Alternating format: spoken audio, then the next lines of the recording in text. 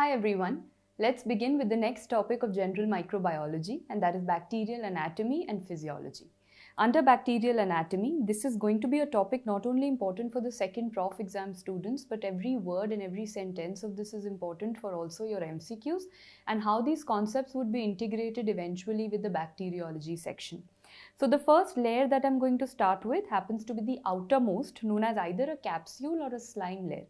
Now, firstly, what is the difference between them? Because either bacteria will have a capsule or a slime layer. Both of them can't be there. So what is the difference between these two? Capsule is something which is very tough. It is very well demarcated. It is very rigid. Whereas slime layer is very loose, or you can other words say it is undemarcated. In other words, it is undemarcated. I'll show you what slime is. I hope all of you have seen this over the internet. A lot of toys of kids are made from this slime. It's very soft, it's very stretchy, jelly type. And that is what slime is. Slime is very, very loose and undemarcated, and capsule is extremely tough and demarcated. So like I said, either a capsule or a slime layer would be present, because is there any organism which has both? Yes, when you go to bacteriology, I have taught you that Streptococcus salivarius. Streptococcus salivarius has both a capsule as well as a slime layer. Both the things are present, the only one to have that. But why has God given a capsule? Now you know that if a bacteria, go back to your pathology lectures, if you know a bacteria comes into your body, if this is a bacteria, what are you going to coat it with? You're going to coat it with some kind of opsonin, remember IgG and opsonin, so that you can eat it. But this capsule will say that I will not let opsonization occur. I will prevent this opsonization. As a result, you will not be able to eat the bacteria. Purpose solved. God has given the capsule basically so that the bacteria is protected. It's like a shield around the bacteria so that you cannot eat it up. Now you will ask me, what are all the capsulated organisms in the body? And I have that smile on my face because I know it's not an easy mnemonic. I've tried my best to assimilate things. Pretty nice capsules. I don't think they're pretty nice because the mnemonic's not so nice. But please note, pretty tells me it's all the P's that you can think of. So if you ask me which Streptococcus, I'll say Streptococcus pneumoniae. Even a little bit about Streptococcus pyogenes I'll tell you. So Streptococcus pneumoniae. If you ask me, okay, Klebsiella which species? Klebsiella pneumoniae. Bordetella has many species, but Bordetella P wala, pertussis. Vibrio has many species like Vibrio cholera, Vibrio vulnificus, but I'm interested in the P, so Vibrio parahemolyticus. Clostridium has a lot of species like Clostridium difficile and all, but I'm interested in the P, so Clostridium perfringens. Yersinia has a lot of species. I'm interested in P, that is Yersinia pestis. So I realized that whatever the examiner will write in front of me, I will pick up the P's of that member. Streptococcus pneumoniae, Klebsiella pneumoniae, Bordetella pertussis, Vibrio parahemolyticus, Clostridium perfringens, Yersinia pestis. All the P's, that is what we call as pretty. Now when you say nice, nice sounds like Neisseria. Nice sounds like Neisseria. Which Neisseria? Meningitis or gonorrhea? Meningitis. Let me tell you the structure of meningitis. The way you write an M, from the M you can make a lens. It looks like a lens, and around the lens there is actually a capsule. So Neisseria meningitis is a lens-shaped capsulated organism. Not only is the N for the nice, I is for influenza. We know there's only one very famous Haemophilus influenza. Pretty nice capsule. So C, we also include a fungus. That fungus is Cryptococcus. And A is going to be the most important of this family, that is Bacillus anthracis. I'll tell you the importance, but also one tiny little one, that is A for aureus, Staph aureus. Now what is it? Pretty nice capsules. May please note that all the capsules, they are made up of polysaccharides. All the capsules are made up of polysaccharides. However, I can see some exceptions. I can see Yersinia pestis where a peptide is written, and I can see Bacillus anthracis where a peptide is written. So these two exceptions need to be learnt. Very, very important exceptions, Yersinia pestis and Bacillus anthracis, in which we have a peptide wala capsule, not a polysaccharide. It is a polypeptide. Next, what you need to know is there is an organism called Staphylococcus aureus which has a very tiny capsule, might not even be visible. So that is known as Staph aureus, which is another exception, which has a micro capsule for you to know. Another thing that I'm going to tell you, which is not in this list, please note Streptococcus pyogenes at times can also have a capsule, and that is made up of hyaluronic acid.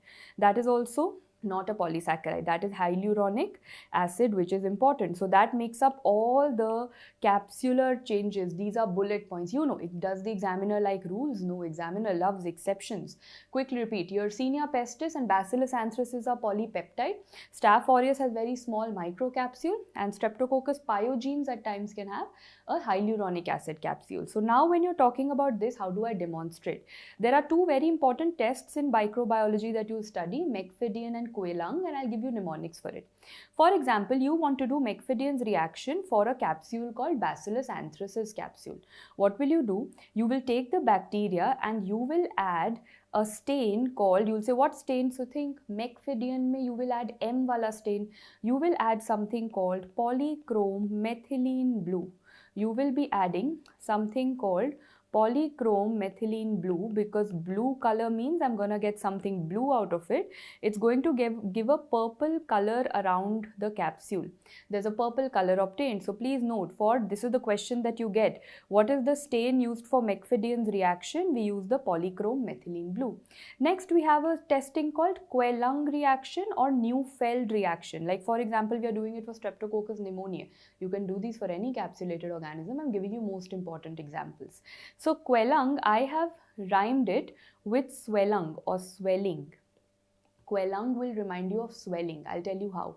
For example, if this is a bacteria and all of you are saying that I'm talking about capsulated bacteria, so can I say that every capsule will have an antigen around it? And if there's going to be an antigen, I think this much everyone knows that if I add an anti-sera or an antibody to it, there will be a reaction. There's an antigen-antibody reaction that is definitely going to take up over here. Will that result in the swelling of this capsule? This capsule will end up swelling. That is important. So please note that when they talk about swelling of the capsule, they are talking about which reaction? Swelling for Quellung. Easy. And I also call it the Neufeld in how I have learnt it is fela hua capsule. Okay, so Quellung is gonna be the swelling of the capsule and the Neufeld means fela hua bigger capsule. These are the two tests, Mecfedian and Quellung. But what exactly is going to be the modification of slime known as? If this gets modified, now some of the bacteria will have it. That is going to result in a biofilm. I'll give you an example. You must have heard that there is an organism called Streptococcus mutans. In case you haven't heard, let me tell you. Mutans goes in mouth. Mutans, mouth, yeah. What does it cause in the mouth? It causes dental caries. Means it's going to cause disruption to your teeth. It's going to cause damage to your teeth. Why? Because it forms a film on your teeth. Which film? It forms a biofilm on the teeth. That is why it causes dental caries. Similarly, you will study there is an organism called Staph epidermidis. Staph epidermidis, and you will study this in the staphylococcal chapter. This is a prosthetic heart valve endocarditis. That is what it causes. That also results in the formation of a biofilm. So I am seeing that it's all the danger things are happening. Dental caries, valve endocarditis. That means this biofilm is no simple person. Biofilm is quite deadly. So what is this biofilm going to do? Number one is going to help in sticking. The bacteria is going to stick to that place, adherence. Number two, if I will try to go and eat it, phagocytosis, it will not let me eat it. It is antiphagocytic. Number three, if I give any antibiotic to kill it, it will not let the antibiotic also kill it. So antibiotic resistance. So please note everyone that number one, it is going to help in attachment. Number two, you will not be allowed to kill it. That is antiphagocytic. You will not even have the antibiotics kill it. Antibiotic resistance. And that is what you have for a biofilm. Please note that biofilm can also be shown by Pseudomonas aeruginosa. Pseudomonas aeruginosa can also show a biofilm. All these examples you will be doing. So the first layer for all of you is done. You're done with the capsule. Now you're going to move on to the next layer that you have, the very famous in which you get maximum questions, cell wall. Let's get going. First, I have to differentiate for you guys between the cell wall of a gram-positive organism and a gram-negative organism. And I'll give you some mnemonics. To begin with, your mnemonic is PPT. To begin with, I'm just saying PPPT. Why? Because I'm talking about gram-positive organisms. And if I say who has more of peptidoglycan, you will say, of course, gram positive has maximum peptidoglycan, so much so that it has become 100 layer thick. Whereas gram negative, see, peptidoglycan is very less. It is very less. Primarily, it is made up of lipopolysaccharides. So see, peptidoglycan is very less. How less? Hardly 1 to 2 layer thickness. Let me show you a picture. Have a look at this image. I hope everyone can see that the peptidoglycan layer is so thick over here. So this must be a gram positive organism. And the blue color peptidoglycan layer is so thin over here. So this must be a gram negative organism. So P for P. If the peptidoglycan is more, positive hai. If peptidoglycan is not there, negative hai. So what does the gram negative contain? Gram negative contains a huge layer over here called lipopolysaccharides. That is what it has compensated. So now tell me, if I'm saying gram negative has lipopolysaccharides and I ask you who has more of lipid content, common sense again, that gram negative will have a lot of lipid content and gram positive will have less of lipid content because lipopolysaccharides are more in gram negative. Sorted? Let's move forward. What else do I see in a gram positive cell wall? I see that there is some thing known as this teichoic acid. So firstly they will ask you where is a teichoic acid present. Teichoic acid is going to be present in a gram positive organism. So abhi tak what is my mnemonic? If I'm dealing with a positive organism over here, then I told you no PPPT. So I have done that. Number 1 P is going to be peptidoglycan, which I have seen. Next, now I'm telling you that a teichoic acid is also going to be present. So the T is done. So you'll ask me the function of a teichoic acid. Can you learn, you know, the Hindi word teichoic sounds like tikna. If you have to kahin tikna hai, means if you have to attach somewhere, that is what you will use a teichoic acid for. So if they ask you teichoic acid is going to be present where, you will say teichoic acid is present in gram positive organism and it is absent in a gram negative organism, and teichoic acid is mainly for attachment purposes. That is the purpose of a teichoic acid. Okay, so I realize more or less it's coming to an end, but is there something that only a gram negative has? Because my most focus has been on gram positive. Gram negative के पास तो कुछ है ही नहीं.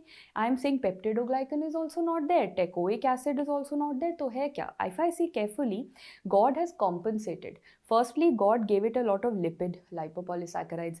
Second, God has given couple of extra things to it. If you look at this guys over here, you can see a very, very famous periplasmic space, an extra space. You can see another membrane because peptidoglycan was not there. Now you're trying to compensate. God has given it another membrane called outer membrane, and then God has given it some pores called porins. So what are the extra things that I'm seeing? I'm seeing the periplasmic space, I'm seeing the porins, and I'm seeing the outer membrane. So now let me start asking you questions from this. If I ask you where do you see the outer membrane, this table is done. Outer membrane compensation ke liye gram negative has. If I ask you where do you see the periplasmic space, you will say again gram negative has. If I ask you where do you see the porins, you will again say this is something that only the gram negative has. More or less it is done. Now I have to dwell deeper into this entire concept. So repeating all of this before I go deeper into it. For your gram positive, you will learn PPPT. The P is still pending and I'll tell you where. You will say it has a lot of peptidoglycan and it has teichoic acid for tikna and attachment. Rest everything else goes to gram negative. So if they ask you where is periplasmic space, where is outer membrane, where are porins, all of it is in the gram negative. Peptidoglycan nahi hai. Instead, it has lots of lipopolysaccharides. Before I go into the details now, I have to tell you guys what exactly is this lipopolysaccharide, because God has given it for a little bit of, importance. God wants that the gram negative organism should feel important. So God gave it a lot of lipopolysaccharides. You learn it as OPA. What is OPA? There are 3 regions that a lipopolysaccharide has. If you look carefully on the top, you have an O antigen. Guys, O antigen is the most variable part. Maximum variations in a gram negative organism are because of this O antigen. And I'll give you an example. You all have heard of a gram negative organism called Salmonella. Salmonella typhi. Basically, I'm talking about Salmonella typhi matlab I'm talking about enteric fever, typhoid fever. You must have heard in typhoid fever there is a test called the Vidal test, and in Vidal test which antigen do we study? We study the O antigen. So there are 2 antigens we study, O antigen and H antigen. O antigen we have studied right now. It's in the lipopolysaccharide. H I'll come to in a while. So O I have understood. What is P? There is a little bit of polysaccharide. See, what did I say? Lipopolysaccharide. Na? So thoda polysaccharide it has. What is A finally? The lipo word, that means it is lipid A. So firstly I realize lipopolysaccharide mein lipid bhi hai, polysaccharide bhi hai, that I know. But there is O antigen also. So OPA, there is O antigen, then there is going to be lipo, the polysaccharide portion, and then there is going to be the lipid portion. So OPA, please yaad rakhna, from outside to inside. Antigen O, polysaccharide, and it is going to be the lipid A. Please note, you all must have heard toxins. You know, na, there's a very deadly list of toxins. You must have heard there's something called exotoxin, endotoxin. I'll tell you the difference. For the time being, note, this lipid A is going to produce or have the endotoxin. That is why you must have always heard endotoxin is present only in gram-negative organisms. Why have you heard this? Because endotoxin is present in this lipopolysaccharide portion, and that is only in the gram-negative organisms. And this endotoxin is known to have a lot of deadly effects. All the lethal fever wale effects come from endotoxins. So now note this lipid A. I have learned lipid A is very lethal. Lipid A is very lethal. Why? Because it has the lethal endotoxin residing inside it. So all your details of a lipopolysaccharide are done. Over here I'm going to write a chota sa OPA, because O antigen, polysaccharide, lipid A, lethal, endotoxin, story is done. Now I'm going to go into the details of the cell wall. I want to know their amino acids and all of that. So have a look at this. So first and foremost, I don't want you to read the table. I'm going to zoom into this picture and I'm going to show you what are the primary components. Anyone, chalo, let's zoom into this one. Okay, let's not go into too much of detail. I can see there are two structures. There is something called NAM and NAG. Please first do the full forms. What is NAM? N-acetyl-muramic acid, and NAG is N-acetyl-glucosamine. So I have realized a gram-positive cell wall also has NAM and NAG, and then I realized that a gram-negative cell wall also has NAM and NAG. So dono ke paas NAM, NAG hai. Okay, now I will obviously have to find what is the difference. Abhi difference nahi hai. Both of them have NAM and NAG, and I realized to this particular, let me trace. For example, this yellow wala is the NAM molecule, right? I can see that that's the NAM molecule. Do I see something attached to the NAM molecule? Yeah, I can trace it. There is 1, 2, 3, 4. 4 amino acids are attached to the NAM molecule. Let me go to the gram-negative organism. Yes, this is NAM, and 1, 2, 3, 4. 4 amino acids are attached to the NAM molecule. What are those amino acids? Yahan par difference aayega. So please note, for gram-positive organisms, I have learnt agla. What is agla? These are the 4 amino acids that are there, out of which A and A, you start with alanine, you end with alanine. Alanine, glutamine, lysine, alanine. Alanine, glutamine, lysine, alanine. Then again alanine, glutamine, lysine. So agla, that is going to be gram positive. In gram negative, you follow the same agla. But one of them is going to change. It is now going to become agma, because gram negative mein M wala alphabet aayega. Agma, that means A and A obviously remains the same, that is alanine, alanine. Glutamine also remains the same. This lysine is replaced by mesodiaminopimelic acid. So some M is gonna come. Mesodiaminopimelic acid is gonna come. So remember, gram positive mein what were the 4 amino acids? Agla. And gram negative mein it is agma. So right now also you will say, ma'am, 4 amino acids, same hi lag raha hai. Now tell me the difference. If you look at the difference, I don't know how many of you have noticed it, I see a horizontal connection also between these 4 amino acids and the next 4 amino acids, like these 4 over here and these 4 over here. I see a connection of 5. Can you count with me? 1, 2, 3, 4, 5. I only see it in gram positive. I don't see any connection in the gram negative. So now if I ask you 5 amino, 5 for what? Pentapeptide. Which of the cell walls has a pentapeptide cross bridge? And that was your last P that you had to study for gram positive. The pentapeptide cross bridge is seen in gram positive organisms, and that was the part of the table. See, I told you NAM NAG to dono mein hoga. NAM NAG is going to be present here also. NAM NAG is going to be present here also. Over here, along with this, there are 4 amino acids called agla, and in gram negative there are 4 amino acids called agma. That I know, but which of them is having a cross bridge? So remember, gram positive has a pentapeptide cross bridge, whereas gram negative does does not. You can complete your PPT mnemonic. The last P was the pentapeptide cross bridge. Now, whenever you have to revise this, now that you've understood everything, whenever you have to revise, you're going to just learn PPPT. Pehle ye PPPT pad lo, then everything goes in gram negative. So, in gram positive organisms, there is peptidoglycan, there is pentapeptide cross bridge, there is teichoic acid. Right? So remember, peptidoglycan, pentapeptide, ye jitne bhi pemta, peptido, these things are there, whereas all the other P's are gram negative, jo rare wale hain, periplasmic space, porins, lipopolysaccharides, outer membrane, all that goes in gram negative. So let me take a test. Come on, what is this cell wall? Gram positive, gram negative. So you will say, ma'am, I can see NAM and NAG, wo to dono mein hota hai. I see something over here called AGLA. Agla was mentioned. I think it is gram positive, but the best way of confirming is, do I see a cross bridge? Do I see that 1, 2, 3, 4, 5 thing happening over here?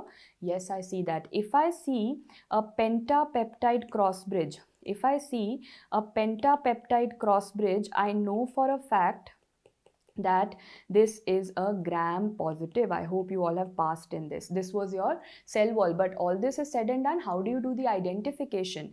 For the identification of a cell wall, your mnemonic is registered medical practitioner doctor. Obviously, all of us are registered medical practitioners. So what all are you going to do? Just ratta. No one actually does half the things. So R is going to be reaction with antibody. It will have an antigen, you react it with antibody.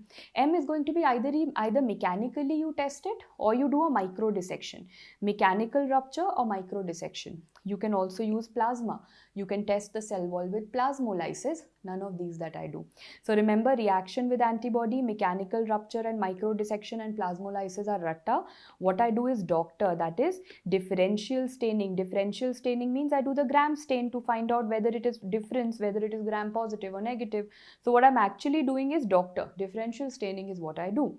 This is done. Now all of you, right now, sometime back you were telling me, ma'am, you had promised you will tell us the difference between an exotoxin and an endotoxin, and we've never understood it. I know most students, even when I was in my MBBS and in my internship, I never understood this difference. So I think now we can. First, what is the basic that you have? Where did I teach you was an endotoxin present? Endotoxin was made in that OPA wala layer, the lipopolysaccharide. Lipopolysaccharide means that it is present in the gram negative cell wall. So opposite karo, exotoxin is going to be present. It is not made up of lipopolysaccharide, it is made up of proteins, and it is present in both gram negative as well as gram positive cell wall. So opposite ho gaya. So my advice is learn one side, endotoxin yaad kar lete hain. Exotoxin we will be studying elsewhere. So now let's do a repeat. So please remember that endotoxin, which is a lipopolysaccharide, is a gram negative organism and is present in gram negative organisms. It is heat stable. It is number one, heat stable. It has low antigenicity. It is therefore needed in large amounts to create effects. Means that some molecules of endotoxin will not be able to create a problem. You need endotoxins in a good amount for them to create a problem, and whatever problem they will create, they will always create a constant problem. And how will they be released? They will be released on the lysis of the cell. So if I show you a particular picture, all of you can very well appreciate over here that if I enlarge into this, you'll say, oh ma'am, I can see the OPA, I can see the O antigen, I can see the polysaccharide, and I can see the lipid A. And you had told us that the lipid A is the part which is lethal, that is going to contain the endotoxin. And if I want this to be released, there will have to be lysis of the cell. So what all do I have? Once I want it to be released, I will have the lysis. Little amount is not enough. I will be needing it in a good amount. Large amounts are needed so that I can create an effect, and whatever effect I'll create, that will be a constant effect. And why is it needed in large amounts? Because it has a very low antigenicity. But yes, it is heat stable. Talking about exotoxin, everything opposite. Exotoxin is going to be released as secretion. So have a look at that picture again. This was probably a gram positive or a gram negative organism, because exotoxin can come from anything, and you can see it's these molecules. They are just secreted. Exotoxin will just exit, is how I have learned it. Exotoxin is just going to exit or is going to get secreted. It doesn't need any lysis or anything. It is just going to get secreted. And please note, little amounts are also going to produce a lot of effects. Why? Because it is very antigenic. It will just escape, exit karega, and it is going to create a lot of effects. And every time it is going to create variable effects. Every time it creates a variable amount of effect. Okay, so obviously once I've studied this, your main point is that, ma'am, whatever toxin you have, you should be able to make a vaccine out of it, hai na? So whenever I have to take a toxin and I want to make a vaccine out of it, I have to convert it into a toxoid. So which is the one in which I make a toxoid? I make it from an exotoxin. So for example, whenever you heard na, like कोई भी toxin create हुआ है, that toxin has made a vaccine that has been made from the exotoxin, because that you can convert into a toxoid and that can be used for your different vaccinations. Okay, now comes the story of exceptions. So what is the story of exceptions? I have told you that all the gram-negative organisms will have an endotoxin. So mostly in the gram-negative organisms, you're going to get endotoxin. Is there any gram-positive organism that can show you endotoxin? Let's do a repeat. The only gram-positive organism which shows you endotoxin is Listeria. So please remember this for your later part. Only and only Listeria is the gram-positive organism that can show you endotoxin. Point number 1. Very important for you to know. Next, I told you that exotoxin hamesha exit karega. It's always going to get secreted. It's always going to exit. But there is an exception. Botulinum toxin is released on lysis. So please note, that's the other exception. Botulinum toxin, although it is an exotoxin, I expected that it should be exiting or secreted, but it is going to be released on lysis. These two are the most important exceptions. I told you, examiner is more interested in the exceptions. One thing I want to ask you from your pathology lectures, tell me something that you have already told me that endotoxin jo hoga, wo lysis hoga, and it's gonna come out and create impact on the body. So which is the toll-like receptor that it binds to? Can you tell me this question from pathology? Endotoxin binds to, and yes, in pathology I have taught you toll-like receptors. It binds to toll-like receptor 4. It binds to TLR4. So you will say, ma'am, is there any test that you can do in your microbio lab? Only for a quick review for INI-CET aspirants, ye jo animal hai, this is a horse crab, or looks like a horseshoe, right? This is the shape of a horseshoe. So this is a horseshoe crab, and that is known as Limulus. So what you do a Limulus amebicide lysate assay. It is known as LAL. I call it LALA. Why LALA? Because I call it Limulus amebicide lysate assay. What are you going to do? You are going to take this particular chemical from this animal. You take the Limulus amebicide lysate and you mix it with the sample, whatever sample you want to find out, kya, does this have endotoxin or not? If this becomes a little jelly-like, if this converts into a gel, this means that the endotoxin is present. So remember, if there is gelling of LALA, this means the endotoxin is present. That is how I remember. If there is gelling of LALA, this means the endotoxin is going to be present. What is LALA? Repeating, the Limulus amebicide lysate assay. Only as a point, this is important for INI-CET. What if cell wall pura ho gaya? What if the cell wall is not there? What are cell wall deficient forms known as? That is known as L forms. Firstly, why did I call it L? You can see a lot of L's over here. This was identified in the Lister Institute in London. So this was identified in the Lister Institute in London. The organism was used, that was Streptobacillus moniliformis, all the L's, and the scientist who discovered it was Klinberger. So I've got you all the L's together. L form was identified in Lister Institute in London. It was studied on Streptobacillus moniliformis, and it was identified by Klinberger. That means cell wall deficient forms are there. You know how have we divided it? There is something known as stable and unstable forms.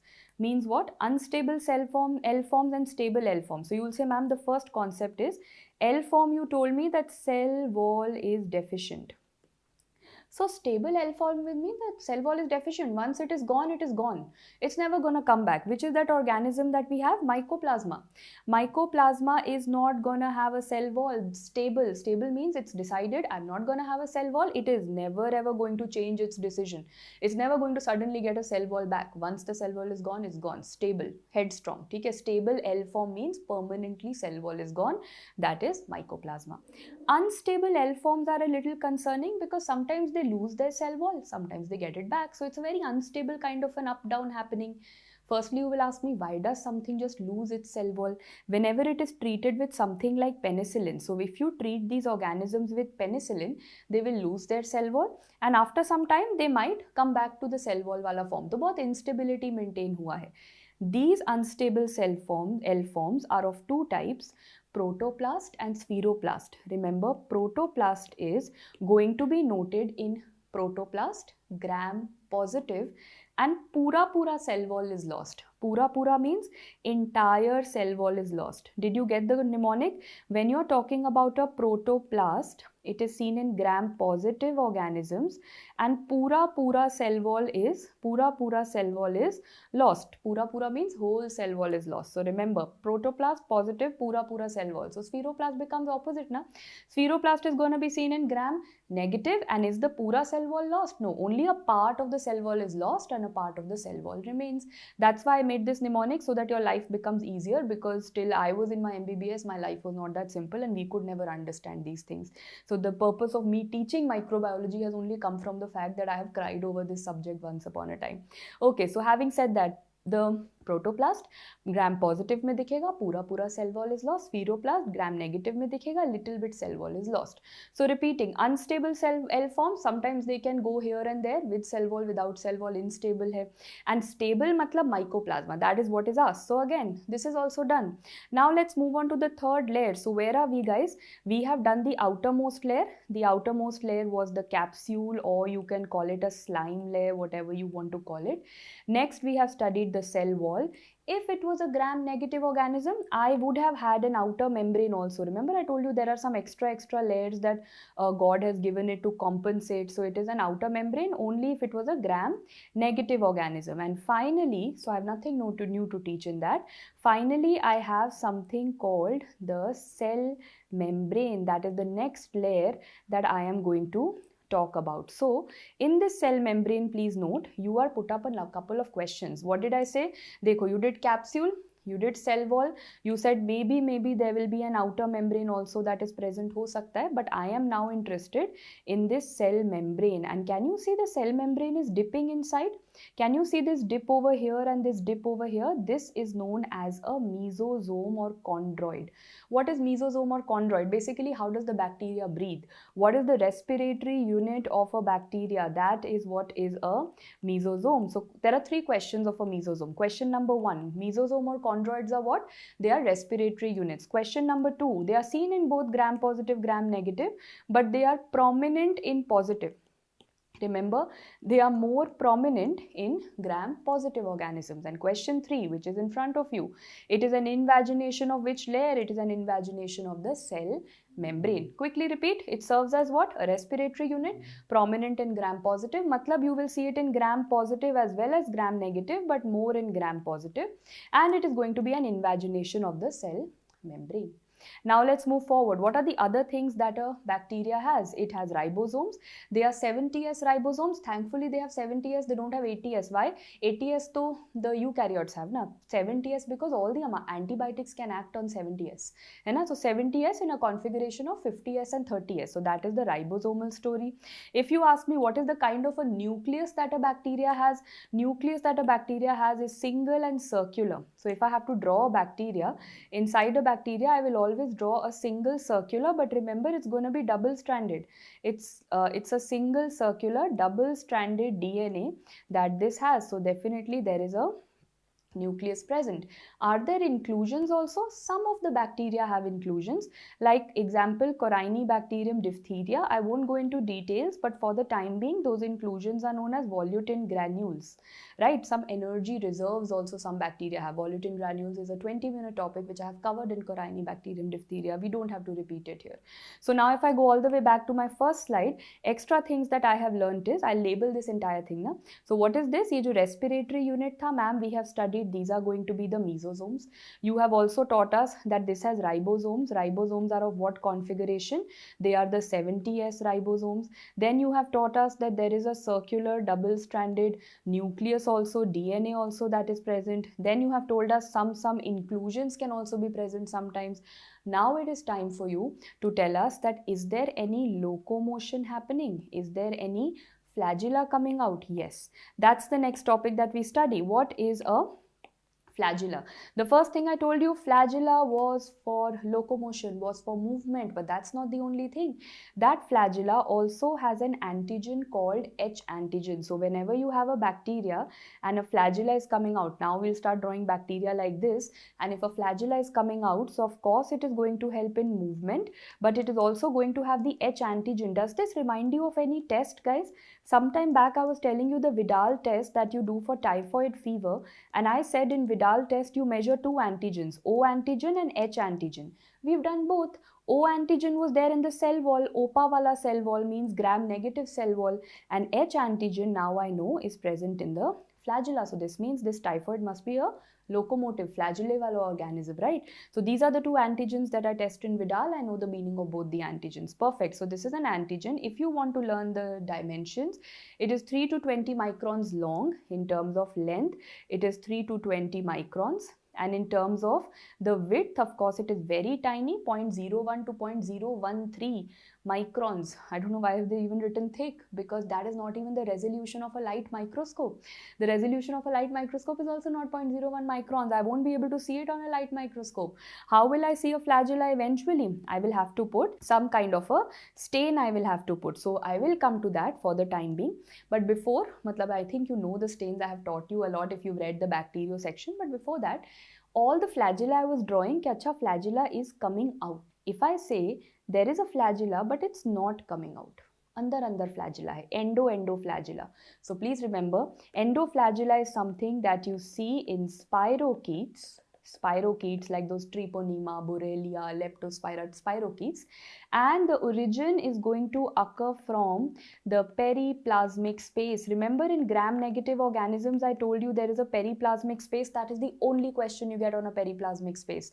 That periplasmic space is going to give rise to that andar wala flagella, endoflagella, and that is going to be seen in spirochetes. So this is also done. Now let's go into the structure of a flagella. How does a flagella look like? Okay, I can see that there is a basal body over here. This much of the area that we have, that is going to be the basal body. Then I have something hooking out like this, so that happens to be the hook. And finally the part that is free wala part is filament. So it has three parts. It has a basal body, then it has a hook, and then it has a filament, right? You can see that, everyone, that is arising from the cell wall. But you will ask me now that why have you written gram-negative organism? This means the flagella of a gram-negative and gram-positive bacteria is different. Yes. See, parts are the same. Basal body wahi hai, then there is a hook and a filament. Same way, basal body, then there is a hook, then a filament. That is not the difference. The difference is that the basal body has 1, 2, 3, 4 rings over here, and the basal body has only 2 rings over here. So remember, in a gram-negative organism, you have 4 rings, that is ring number, or you have named them MSPL. MSPL, there are 4 rings, whereas in a gram-positive organism, there is only going to be Miss. So I have learned Miss Preeti. Miss Preeti. You will actually see this, by the way. Get ready that in microbiology, I've been very selfish, and a lot of mnemonics are on my own name because I was so struggling with them now, so I made mnemonics on my own name. That way you will remember me and you will remember micro. So remember that M and S are the only ones that you have in the gram positive, whereas all the others, that is P and L, all of those are going to go under gram negative. So MS in gram positive organism. So flagella is done. Now let's look at their location. If there is only one flagella like this, monotrichous. What do you mean by monotrichous? How have I learnt it? So one flagella on the side, and that is going to be known as mono. Write with me, monotrichous. Mono means one. That basically means that vibrio sounds like one, and pseudomono or pseudomonas. So pseudomono is also going to have one flagella on one side. So simple, vibrio has one and pseudomono has one. Then we have something known as amphitrichous. Amphi matlab who are, like for example, you must have heard people who are ambidextrous. Ambidextrous are people who can use left and right both hand. So ye amphi, like I remember till almost my 8th grade, when I've been a left-handed person all my life, but till the 8th grade I was ambidextrous because I was using both my hands, and then obviously as studies increased I became left-handed purely. But even till date sometimes I can use. So the ambidextrous people are those who can use both their left and right hands as dominant hands. So amphi also means left and right dono hai. So you can see a flagella here and you can see a flagella here. What is lophotrichous? Lopho means there's a tuft. That is how I have learnt it. The word lopho is going to mean an entire tuft. So let's write it down. The way you say lophotrichous, you are going to see an entire tuft of flagella at one end, and the bacters show you that. Who are the bacters? Helicobacter, Campylobacter. So jitna bhi bacters hai, I'll write it for you. Helicobacter, Campylobacter. These are all going to be tuft or lophotrichous. Finally, coming to peritrichous. Peritrichous tells me it's all around the periphery. You will see the flagella everywhere. So when I write peritrichous, the most important ones that I have to know for peri, PR I will say for Proteus, and E I will say for E. coli. So peritrichous is going to be seen in Proteus, it is going to be seen in E. coli, and instead of ritrichous I will say Listeria. If you can learn, not very important. That's why I gave you the primary mnemonic that Proteus and E. coli are the most important. ठीक है, a quick revision. Monotrichous, mono matlab pseudomonos, and we have one that is vibrio. Then we have lopho for a tuft, that is seen in Campylo and Helicobacters, and peri is seen in Proteus as well as E. coli. So on the basis of these locations, how many types of motility are known? Firstly, tumbling. Tumbling means like a drunk man. Tumbling motility is seen with Listeria. Listeria is your drunk man. Tumbling motility is seen with Listeria. In fact, when you go to Listeria chapter, it's an amazing story I've told you of a tully drunk man. Always remember, tumbling motility is seen with Listeria. Then comes darting. Darting basically means something like a shooting star. Something like a shooting star, like you can't even see, it's going so fast. And there is going to be two things. Number one is going to be vibrio and the other one is Campylobacter. One of them is vibrio, another is Campylobacter. Coming to the next, corkscrew, which is the organism that looks like a screw. Looks like a screw means, ma'am, it's looking very, very tight, like a screw, like a nail, like a screw. And that is going to be treponema. Treponema. So we have always learned treponema looks like a tight screw. Treponema looks like T for T, a tight screw, and that is why it shows you a corkscrew motility. Coming to twitching. Firstly, you will do ratta. Twitching is seen with Ichinella. And twitching is also seen very famously with a T-wala organism called Trichomonas. Trichomonas also shows you the twitching motility. Trichomonas vaginalis, I hope you've heard about it. Trichomonas vaginalis causes strawberry cervix. Now that shows you T for T, twitching motility. Falling leaf. Who is the falling leaf? Girta hua leaf. Girta hua leaf is Girta for Giardia and leaf for Lamblia. Girta hua leaf is going to be Giardia Lamblia. Abhi tak ka repeat kar lo, because after this I'll tell you some advanced concepts. Tumbling is going to be seen in the tully Listeria. Darting is very, very fast shooting star seen in vibrio and Campylobacter. Corkscrew, the one that looks like a tight screw, that is T for treponema. Twitching is primarily seen in Trichomonas, also in Ichinella. Falling leaf, Girta hua leaf is Giardia lamblia. Now I'll tell you what is differential motility. Means that if you have a lower temperature somewhere around 22 to 25 degree, it's going to be motile. However, if you have a higher temperature at 37 degree, it's going to be non-motile. So at one temperature it's motile and at the other it's not. And there are two organisms that come under it. There is something known as, I've learnt it as a rhyme, there is yersiniosis and listeriosis. So now I can say that listeria was that tully man, listeria was that tumbling, falling, drunk man. So that drunk man is going to be drunk at 22 degrees and is not going to be drunk at 37 degrees, which is a life lesson that I'm telling you, that when you are young, you can still afford to be drunk, because at a young age your body will be able to accept that much of alcohol. But as you go in your 30s and mid 30s and beyond, your body will not accept that much of alcohol and you won't be able to get so drunk. So repeating once again, to tumbling and drunk at 22 years of age and not able to get drunk at 37 years of age. That is what is listeria, the tumbling. Same phenomena also shown by yersiniosis. Finally, I can see there is something called swarming written, and I'm not focusing on it. Why? Because many people say swarming is a type of motility. Some people say swarming is this concentric, it's a growth pattern. Rather than a motility, it's a growth pattern. So first and foremost, the picture that has been shown over here, the bacteria is having one circle, then it is making another circle, then it is making another circle. So the bacteria is swarming. Now many people believe that swarming is seen only with Proteus, but no. I have a mnemonic which is quite a lengthy mnemonic that all of you have to know. So we are now gonna pick it up. So where all do you see the presence of swarming? This will definitely help you in your exam. So when we talk about swarming, you have to learn the mnemonic PVCs. I'm finishing it off here so that your bacteriology section becomes easier. So P is going to stand for Proteus. VP together means you're talking about Vibrio. Which Vibrio? I told you VP na. So Vibrio parahemolyticus. There is another Vibrio that you have that is known as Vibrio alginolyticus. Vibrio alginolyticus is also going to show. Then C for Clostridium tetani. C for Clostridium tetani. There is one bacillus which starts with a C, and that is Bacillus cereus. Bacillus cereus. And finally, there's an organism with S called Serratia. Let's do a recap. What is swarming? Swarming is shown by PVCs. Swarming is going to be basically a kind of a blood agar, and on that blood agar, you're going to see a lot of these round movements. That is swarming. So P stands for Proteus, V stands for Vibrio parahemolyticus and alginolyticus, C for Clostridium tetani and Bacillus cereus, and S is going to be for Serratia. So coming back, this is what you have for swarming. It is going to show PVCs. That is your final flashcard for the types of motility. Now you need to know next, how are you going to demonstrate motility? So you have a couple of methods. One by one, I'll explain it in 5 minutes. There's something called a hanging drop motility. What is hanging drop? Have a look at this picture. I took a cover slip. I put one drop. Can you see? One drop of the bacteria can be seen, right?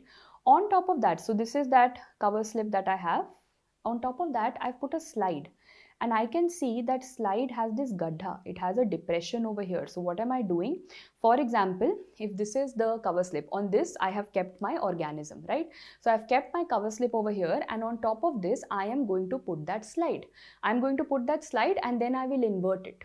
So this hand of mine is the cover slip. I have put a slide on top of it and I will invert it. So once I have inverted it, all of you can see, I have made this combination and I have inverted it over here. Will you see something hanging? From this cover slip, will you see something hanging? That is why it's called as the hanging drop motility. So just this, that you don't have to know the procedure, but you need to know, acha aisa kuch hua that you have a slide with a gaddha and something is hanging into it. That is hanging drop motility. Other than that, you can use a semi-solid agar. What is a semi-solid agar?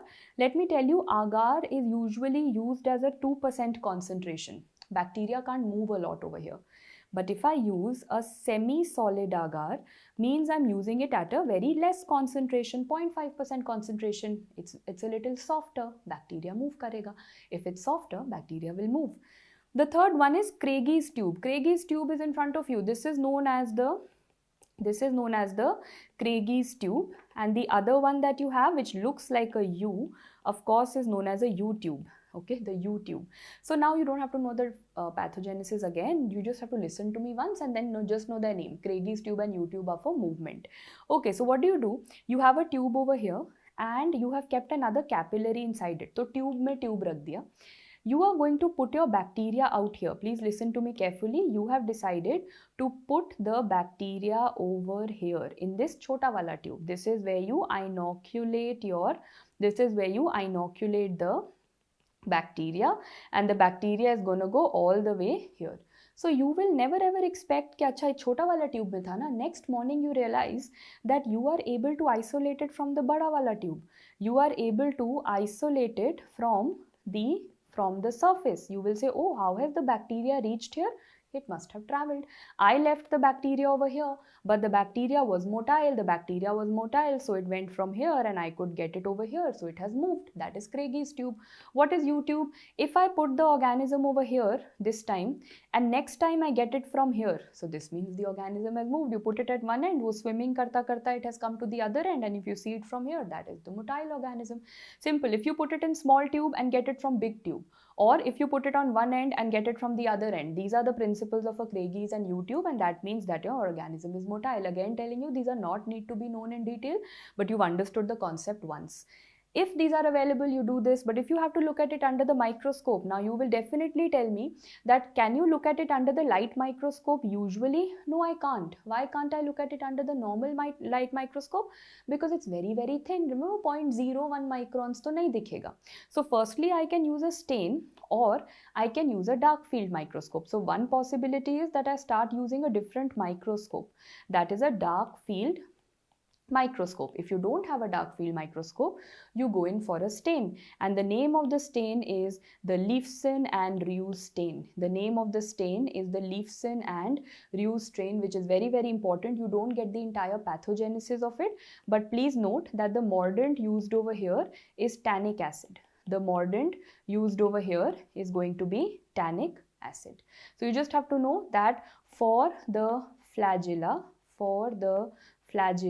we are going to use the Leifson stain.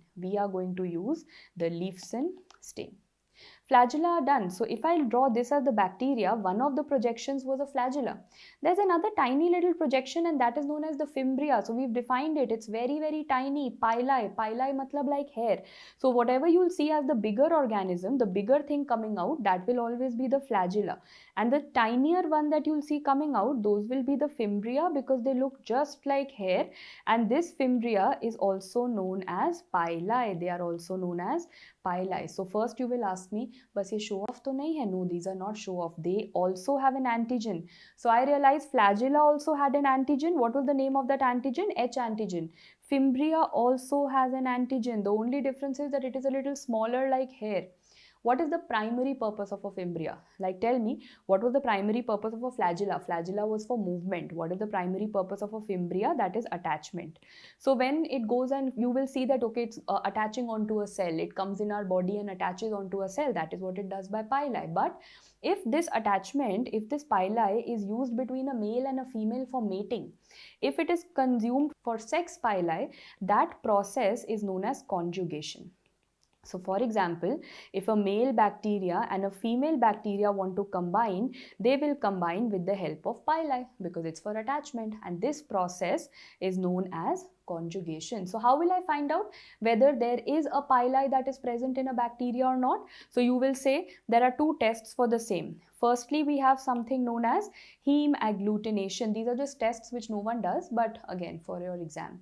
For heme agglutination, if you do heme agglutination, you will be able to find out the pili. In fact, when you go to organisms like gonococcus, you will see that on the basis of the heme agglutination test, an entire classification is there.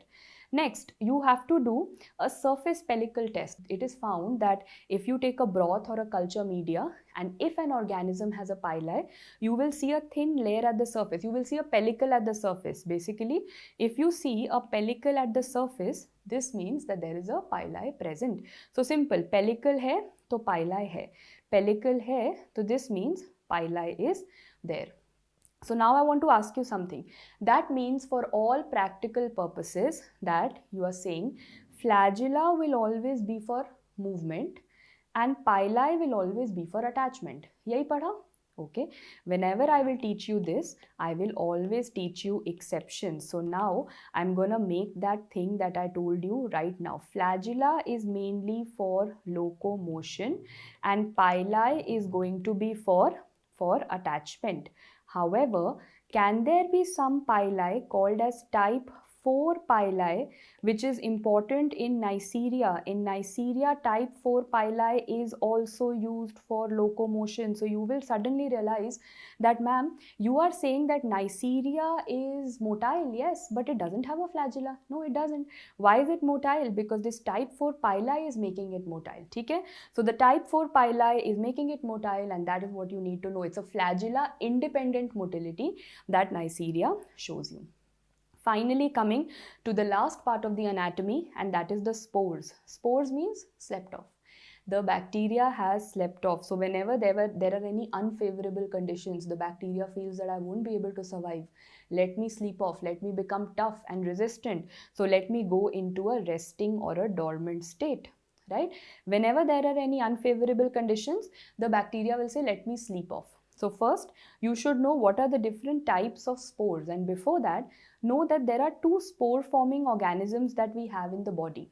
There is something known as, in the microbiology section, all the bacilli and all the clostridium are going to be spore forming. I'll give you a mnemonic. If you look at these, you will realize, let's start from here. There is one type of spore which is within the bacteria. Bacteria ke andar, it is not bulging out. One type of spore is creating a bulge like this. It is a bulging spore. So you will ask me, out of Clostridium and Bacillus, which is bulging, which is non-bulging? Please note, B is not for B. Bacillus, you can't put bulging over here. You will put the other one. This is non-bulging. This is non-bulging. And Clostridium, here you can put the B. So this is going to be bulging. So B is not for B. Bacillus is not going to be bulging. Clostridium is going to be bulging. So one end of it is done. Next, you will ask me the location. So if you look carefully, either they are right in the center of the bacteria, or they are right at the terminal of the bacteria, or they are just before the terminal. So please note, most common location is going to be subterminal. Most common location is going to be subterminal. However, you will tell me that where all do I see terminal spores? And this is a very easy way of learning it. TE for terminal. TE for terminal means Clostridium TE for tetni, TE for tetni, and Clostridium TE for tertium. Simple, guys. If you see TE terminal written in the exam, either pick up TE tetni or pick up TE tertium. Please note, tetni may, if I draw it, if this is the bacteria and you're saying terminal, I have made a round terminal spore. I have made a round terminal spore. Whereas in tertium, again I have made terminal, but I have made a very oval wala spore. I have made an oval terminal spore. What am I trying to show you over here? The other column, when is it round and when is it oval? Because that will tell me that tetni is known to have a drumstick appearance. You can see now it's totally round, so it's looking like a drumstick. Whereas tertium is going to have a tennis racket appearance. And how do I learn it? See, it's looking like a tennis racket, long like a tennis racket. So confusion hota hai, students get confused which is drumstick, which is tennis racket. So I will say that the one that is going to have TER, dekho, TER for tennis racket. TER is going to be for tennis racket. So now you will always remember that tertium was tennis racket and tetni was drumstick. Now finally, where do you see the central spores? In which case do you see the central spores? So again, you have to remember C for central, C for serious. C for central, CE for central, CE for serious, and Clostridium bifermentans. What is this? Bifermentans, because that tells me if something is in the center, it will divide the bacteria into two parts. Bi, it has divided it into exactly two parts, matlab it must be in the center. So repeating, all the spores are subterminal, but terminal mein TE tetni, TE tertium, central mein CE central, CE serious, and we have bifermentans. The spores are done? Not really. You need to know the parts of a spore. So if you look at the, let's start from inside to outside. If you look at the centermost part of a spore, that is known as the core. Anything that is in the center is obviously the core, and that is made up of dipicolinic acid. Please note that the core, so I'll write them out one by one. The core is made up of dipicolinic dipicholinic acid, and this is what is going to make it heat resistant. Dipicholinic acid is making it very, very heat resistant. That is why I said it can survive a lot of bad conditions. In unfavorable conditions, a bacteria makes a spore so that it can survive all these. It's become resistant to heat. So the first thing from the inside is the core. What do you see outside the core? Now you start going into the cortex. The next thing that you have, the second thing that you have over there is going to be the cortex. Fine. What do you have around it? Now it's time to make it wear a coat. Make it wear a coat. So the third thing that you have is a coat, and coat is going to make it chemical resistant.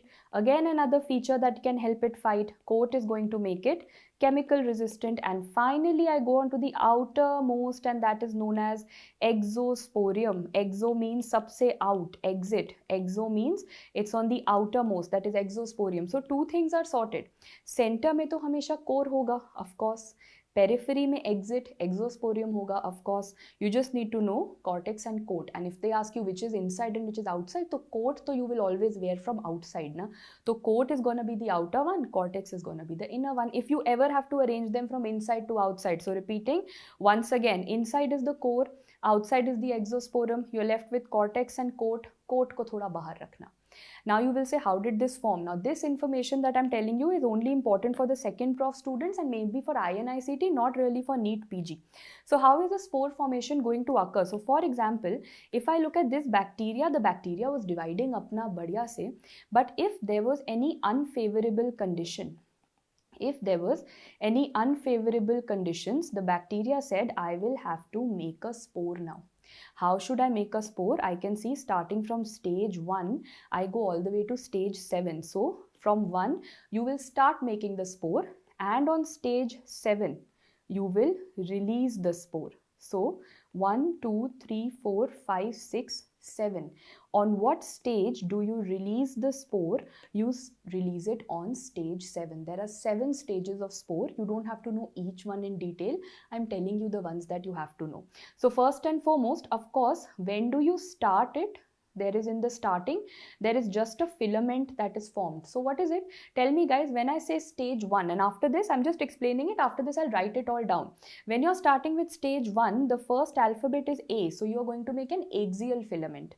After that, you come to stage 2. You'll say, ma'am, in stage 2, I can see the bacteria has only split off into 2 parts. One part is making the spore and the other part is normal wala bacteria. Bilkul, in stage 2, you have two parts. In stage 2, you have two parts. Okay. Finally coming to stage 3. Whatever that spore you had made, bacteria says, now I will eat it. Stage 3, the way you write 3 ka ulta karo E, you will engulf the spore. You have eaten up the spore. Now the rest of the stages you don't have to know, because now in stage 4, you will make what layer? Cortex. Then thoda bahar wala, you will make the coat. Then you will make all the maturity in stage 6, and in 7 you will release it out. Now I don't want you to learn all the others. So I want you to learn stage 1, 2, 3. After that in 4, 5, 6, you will just keep on making it mature, and in stage 7 you will release it. So let's do a recap. Let's do a recap of this once again. Stage 1 is going to be A alphabet, axial filament formation. Stage 2, you have two parts. One is the spore wala part, one is the bacteria wala part. In stage 3, you will invert the 3, you will get engulfment. You are going to engulf the spore. In stage 4, 5 and 6, you are just going to mature it. And in stage 7, you will, 1, 2, 3, 4, 5, 6, 7, you will release it. Is this okay with everyone? Because now we come down to almost the end. What are the stains for a spore? I have taught you this way back in the previous chapter, the starting of microbiology, that we can use something called the Zn stain. If we are using Zn stain, we will use a 0.25% of H2SO4 that we have, right? 0.25% of H2SO4. We can use another stain called the Schaffer and Fulton stain, which is known as the modified Ashby stain. And this is the picture. I'm not repeating it. I hope you remember, guys. I had said Miss Spore. And I gave you a correlation also. Remember, what is spore? Spore is the sleeping form. When you go to sleep in your house, if you're sleeping at odd hours like 2 o'clock in the afternoon or something, your family will always come and taunt you. Your mom or your dad will come and taunt you that, oh, this person is a prince or a king or a princess and he or she is sleeping till 2 in the afternoon. So they will always address to you with some kind of a taunting name, like Miss Preeti is sleeping at 2 in the afternoon, what a life. That is how they'll say. So Miss Spore is nicely sleeping. That is why I'm taunting it. Kyare, this is sleeping, let me taunt it. What is that Miss? Because this stain has malachite green and saffronin red. These are the two colors. There is a malachite green and saffronin red. One green, one red. Tell me, what is the color of the spores? Can we all see that? Yes, we can see the beautiful green color spores. That is a previous year question. That what is the color of the spore? What stain do we use? So spore ke liye we use S wala stain. Spores ke liye we use the Schaffer and Fulton stain, and it is going to be green in color, malachite green. So remember Miss Spore over here. There's another stain that you can learn, and that is known as the Moller stain. Again, something if you are interested in knowing. Not very important. Schaffer and Fulton or modified Ashby and Zn are the two main ones. Not right now, but in a while I will also tell you that spores are very, very important, because spores are quite tough. They are the resting forms. They are quite tough. They have formed in unfavorable conditions. So I will use them for the controls. Like the spores of Geobacillus sterothermophilus, means they can survive very high temperatures. I will use them as a control for autoclave to see if my autoclave in the department is working well. Similarly, spores of Bacillus subtilis, Atrophius or Clostridium tetani I will be using as a control in a hot air oven. Even if you're not getting this concept right now, never mind, the next chapter is going to be sterilization, disinfection, you'll understand. The only thing is that yes, spores are used as a control for a lot of sterilization, disinfection techniques. Now, if you have studied all of the bacterial anatomy, before I end, I'm going to teach you a table which I ideally should have taught you in the beginning. But I never do that. I have always changed the sequence because I believe that now you won't have to mug up that table. And that is the table of difference between a prokaryote and a eukaryote. I know prokaryotes are bacteria. Now you've read everything about a bacterial anatomy. So you'll be able to make this column so easily, and opposite kar doge, you'll make the eukaryote. So let me ask you, did you have a proper nucleus? You'll say, no ma'am, there was just some weird single circular double-stranded DNA. That is what you had made for us. We had a very weird single-stranded DNA like this, right? So over here, we'll first see this. We see a very weird single-stranded DNA. This means there is no proper nucleus. We don't have a proper nuclear membrane or nucleolus or histones. ये सब जैसे humans में होता है वैसा नहीं है. Over here, we call it a nucleoid because all that it has is a single circular double-stranded DNA. Versus if I compare it with eukaryotes, yes, eukaryotes have all the proper, like all of us, we have a proper nucleus. And chromosome is going to be, in these, there are multiple linear chromosomes that you notice. Okay, then tell me, in a while you will study bacterial genetics. Does the bacteria show you plasmids? Yes, bacteria shows you some extra chromosomal DNA also known as plasmids, whereas the eukaryotes show you mitochondrial DNA. The extra DNA is mitochondrial, like we also have it. Okay, did you see any organelles? Did I show you over here any other mitochondria or endoplasmic reticulum? No ma'am, you did not show me any of it. The only thing you showed me was a ribosome, and that was 70S. This means a eukaryote will have organelles and the ribosome will now be 80S, and that is what I told you na, that it's good that the bacteria has a 70S ribosome because all your antibiotics can act on this 70S. Now tell me, for the cell wall, did I teach you that the cell wall had N-acetyl muramic acid, N-acetyl glucosamine, all that was present na? But in the eukaryotes it's not gonna be there. Similarly, the cell membrane is gonna have sterols. Did I teach you that? No. Ma'am, you didn't say. All that you told me was the cell membrane was gonna have that dip, wo respiratory unit wala dip. You did not tell me any sterol, because later on in a eukaryote a sterol will be present. Finally, where was the respiration occurring? That mesosome, that dip right now which I told you, mesosomes are present, that is where respiration occurs, but in a eukaryote, there are no mesosomes. So I realized whatever you studied for a prokaryote right now was bacteria ka story, and opposite becomes a eukaryote ka story. But there are some exceptions. Is there a prokaryote which does not have a cell wall? Of course, I told you some cell wall deficient form. I told you mycoplasma. I told you mycoplasma, that does not have a cell wall. So when God has not given it a cell wall, God has given it sterols in the cell membrane, which is the prokaryote, which can have sterols. So God takes away one thing, he gives one thing. So if he's taken the cell wall away, he has given sterols in the cell membrane. Last one, I just told you that N-acetyl muramic acid, N-acetyl glucosamine, all these are present. Na? So is there any bacteria which lacks the muramic acid? And that is going to be chlamydia. That is going to be chlamydia. Again, these are important points on which I have wrapped up my entire bacterial anatomy, and we are ready for some questions. While examining a bacterial slide under the microscope, you notice that the organism lacks a cell wall. The cell wall deficient organism that could have been there on the slide. So which of these does not have a cell wall? We've just now studied it, that is mycoplasma. Let's pick up one more question. This is interesting. There is a sputum sample that was sent for testing in the microbiology lab. The gram staining showed presence of gram-positive cocci, which correlates with the cell wall properties. Which of the following statement is false regarding the cell wall? देखो कौन सा cell wall है? We are dealing with gram-positive. You probably have to think of that PPPPT mnemonic, and you have to find out the false statement. Let's do true-false. Is the cell wall of a gram-positive thicker? Yeah, it has more peptidoglycan. P for peptidoglycan. Of course, it is thicker. Correct. Look at the next one. Teichoic acid is present in the cell wall of gram-negative. No, I just told you PPPT. Teichoic acid is present in the cell wall of gram-positive. This is the false statement. I found my answer. But still, I'll read all. Region 2 of a lipopolysaccharide is core polysaccharide. Yes, I learned lipopolysaccharide was OPA. OPA means that is O antigen. Lipopolysaccharide ka P was polysaccharide and A is lipidase. So is region 1, 2, is region 2 a polysaccharide? Yes, this is also true. Lipopolysaccharide is responsible for O antigen specificity in gram-negative bacteria. Yes, it has an O antigen which shows you variability. So of course that is also true. So the only false statement over here was teichoic acid, because teichoic acid is not present in a gram-negative, it is present in a gram-positive organism. We finished off the entire detailed bacterial anatomy, and now we are going to move on to the next topic, and that is going to be the bacterial shapes and the bacterial physiology.